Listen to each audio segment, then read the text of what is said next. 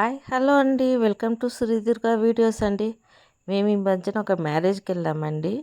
Marriage నుంచి అయితే మేము నాచారం లక్ష్మీ నరసింహస్వామి దగ్గరికి అయితే వెళ్ళాను. నేను ఇంతకుముందు కూడా చూసినాను కానీ గుర్తులేదు. మళ్ళీ ఒకసారి వెళ్ళి దర్శనం చేసుకుందామని అయితే మేము వెళ్ళామండి. అక్కడికి వెళ్ళి దర్శనం చేసుకున్నాము. స్వామివారి లోపల గుడి అండి. ఇదంతా ప్రాంగణం, గుడి ప్రాంగణము, గర్భగుడిల ప్రాంగణం అండి. ఇదంతా చూడండి ఎంత బాగుంది. స్వామివారు కూడా ఎంత చక్కగా ఉన్నాడంటే నిజంగా చాలా బాగున్నాడండి స్వామివారు అయితే.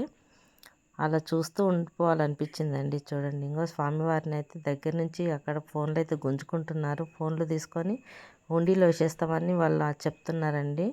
మేము అయినా కానీ మా వారు అట్లా తీశాడు.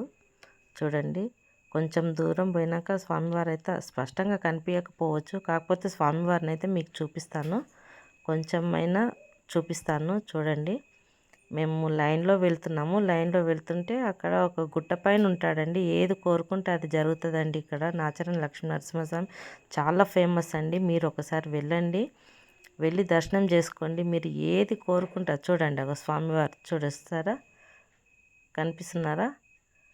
మీరు ఏది కోరుకుంటే అది జరుగుతుందండి. మీరు వెళ్ళండి, దర్శనం చేసుకోండి, మీ కోరికలు నెరవేర్చుకోండి. చాలా మహిమాన్వితమైన క్షేత్రం అండి నాచారం లక్ష్మీ నరసింహస్వామి అయితే. చాలా పెద్దవాళ్ళని అడగండి మీరు ఎవరైనా నరసింహస్వామి గురించి చెప్తారండి, కథలు కథలుగా చెప్తారు. ఇక్కడ అయితే నిజంగా చెప్పాలంటే చాలా బాగా జరుగుతాయండి. ఇక్కడ జాతర జరుగుతుంది. ఇక్కడ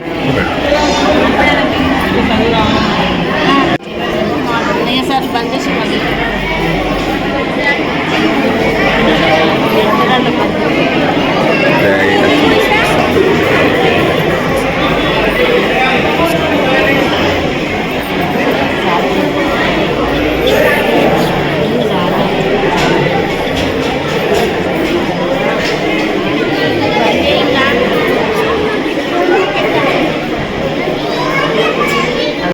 ఓకేనండి. చూడండి ఈ గుడి ప్రాంగణం చూసారు ఎంత బాగుంది, అద్భుతంగా ఉందండి. కట్టడం కూడా చాలా బాగుందండి.